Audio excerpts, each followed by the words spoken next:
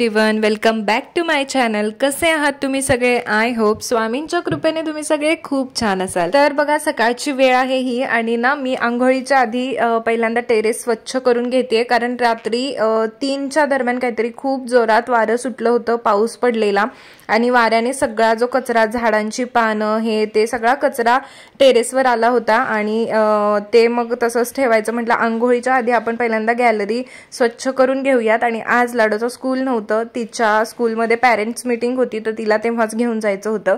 मग आम्ही लेटच जातो थोडंसं, कारण स्कूलच्या जवळचे लोक लवकर जातात आणि मग आम्ही तिथं गेल्यानंतर आम्हाला वेट करत बसावं लागतं त्यांचं होईपर्यंत।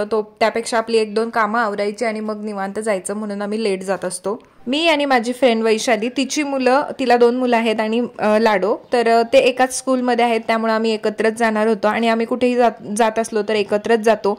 तर इथून पुढे ना मी वैशालीच म्हणत जाईन, माझी फ्रेंड सांगावं लागतं मला सारखं, त्यामुळं तर वैशाली आणि मी जाणार होतो। पण ती पण बोलली की सगळं काम वगैरे आवरूया आणि मग जाऊया, म्हणजे आल्यानंतर कंटाळा येत नाही करायला।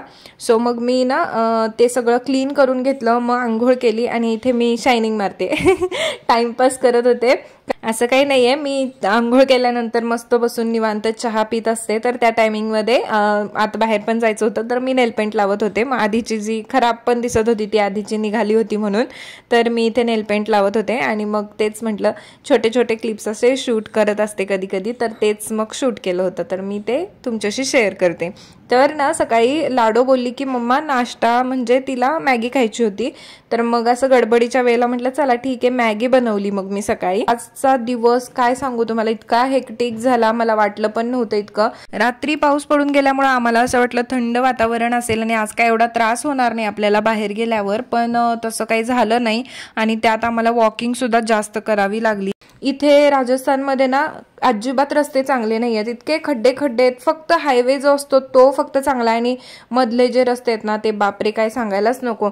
आणि मग अशा वेळेस ना ते रस्त्यांमुळे ते रिक्षावाले पण ना तयारच होत नाहीत जायला, की आम्ही नाही येणार असं म्हणतात, आणि जर जायचंच असेल कुठं इमर्जन्सी तर जास्तच म्हणजे चार्जेस सांगतात ते। तर मग काय म्हटलं, जिथे आम्ही राहतो तिथून आम्हाला गेटवर जाण्यासाठी कुकू म्हणून असते, रिक्षाच असते ती, तर तिथून त्याने जातो आम्ही कुकूने। आणि गेटवर उतरल्यानंतर आम्ही रिक्षाला हात केलाय का आणि विचारलं तर त्यांनी ना म्हणजे मेन रस्त्यावरून फक्त आतमध्ये 3 किलोमीटर जायचं होतं आणि ते तेवढ्यासाठी सांगत होते 200 रुपीज, पण आम्हाला त्या मेन रस्त्याला जायला अजून चालत जायला लागलं, परत तिथून आतमध्ये 3 किलोमीटर, म्हणजे फार लांब होतं। आणि जिथे म्हणजे रिक्षा उतरतात ना तिथून पुन्हा आतमध्ये जावं लागतं 1-2 किलोमीटर, असं खूप मोठा रस्ता आहे तो। तर तरी पण ना एवढे चार्जेस त्यांनी सांगायला नको पाहिजे होते, 200 रुपीज म्हणजे खूप जास्त होतात। तर त्यांना कळालं होतं आमच्या ह्याच्यावरनं, बोलण्यावरनं वगैरे, की हे नवीन आहेत आणि म्हणजे इथले नाही आहेत प्रॉपर लोक, तर ते ना आम्हाला गंडवत होते म्हणजे।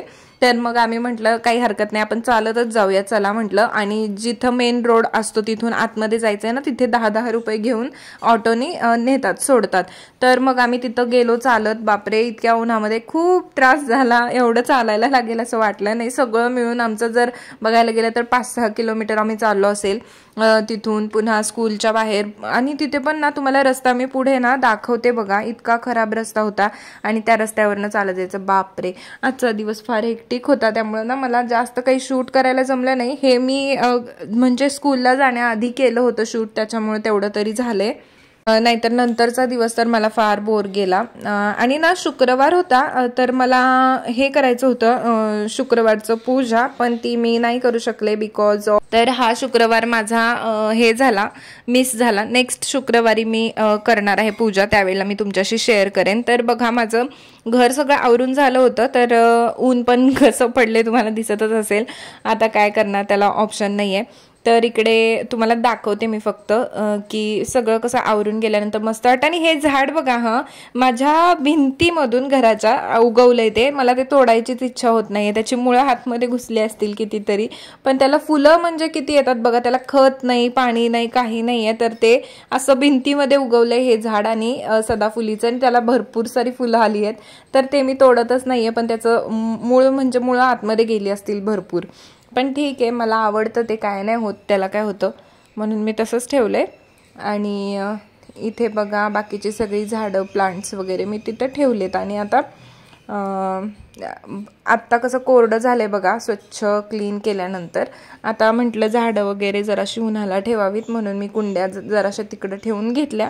आणि आता मी आतमध्ये पण दाखवते तुम्हाला सगळं क्लीन कसं करून घेतलंय घर. आणि आता मग आल्यानंतर ना आराम केला तर चालतो असं असतं, त्याच्यामुळे मी जातानाच सगळं आवरून जाते की आल्यावर टेन्शनच नको.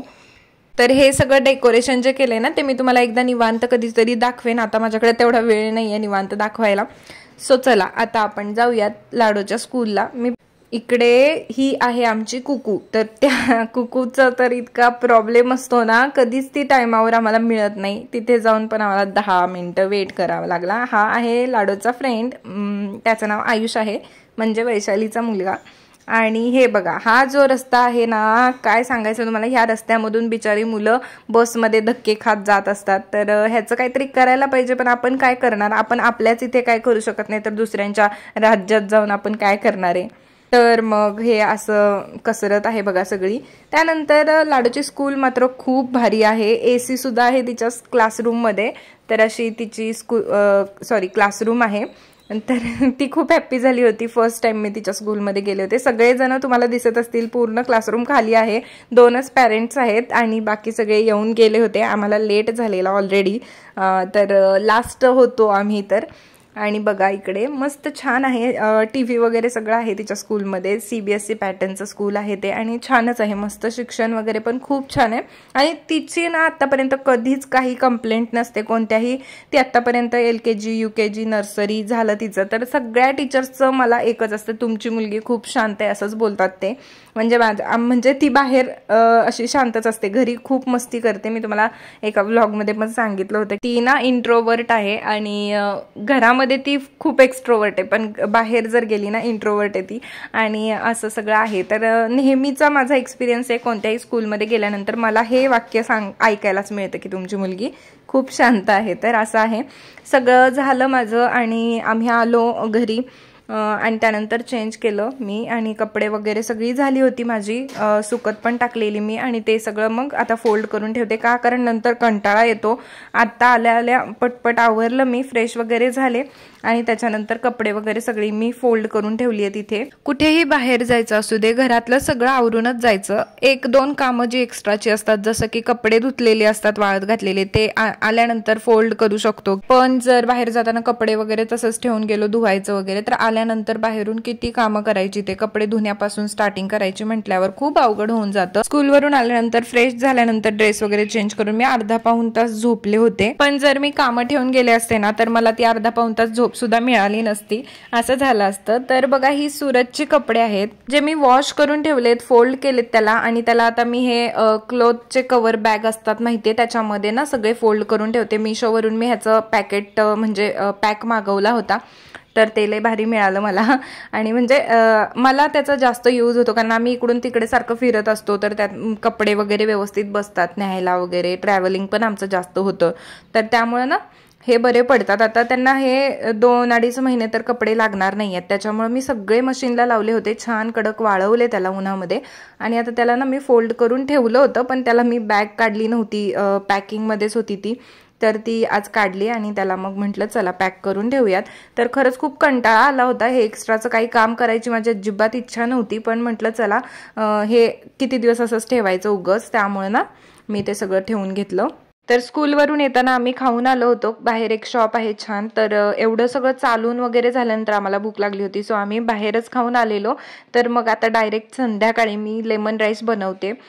तर भात मी कुकर लावला होता स्कूलला जाण्याआधी, फक्त कुकरच लावून घेतलेला, बाकी सगळं नव्हतं केलेलं.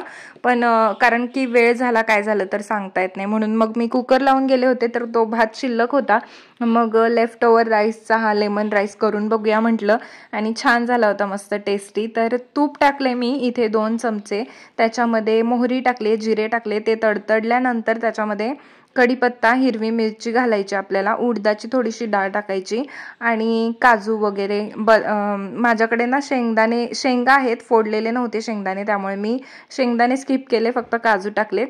आणि एवढंच सगळं टाकून मी त्याला छान हिंग हळद टाकून परतून घेतलं आणि मग त्याच्यामध्ये तो उरलेला भात टाकायचा आणि लिंबू पिळायचा। वाव, मस्त लागतो भात। तर मी लेमन राईस बनवून संध्याकाळी मग आम्ही जेवण केलं आणि जस्ट एक चक्कर मारण्यासाठी वॉकिंगला म्हणून रात्री फिरायला गेलो। तर असा होता आजचा दिवस। तर आजचा दिवस खूप हेक्टिक होता, तरी जमेल तसं शूट केलंय मी, कारण मी 30 डेजचं चॅलेंज घेतलंय आणि व्लॉग तर गेलाच पाहिजे असं म्हणून मी तो शूट केलाय जमेल तसा आणि एडिट करून पोस्ट केलाय। तर तुम्हाला जर व्लॉग आवडला असेल तर व्हिडिओला एक लाईक नक्की करा आणि अजूनही चॅनलला सबस्क्राईब केलं नसेल तर प्लीज चॅनलला सबस्क्राईब करा। व्हिडिओ शेवटपर्यंत पाहण्यासाठी खूप खूप थँक्यू। आता भेटूया आपण पुढच्या व्लॉगमध्ये, तोपर्यंत बाय बाय।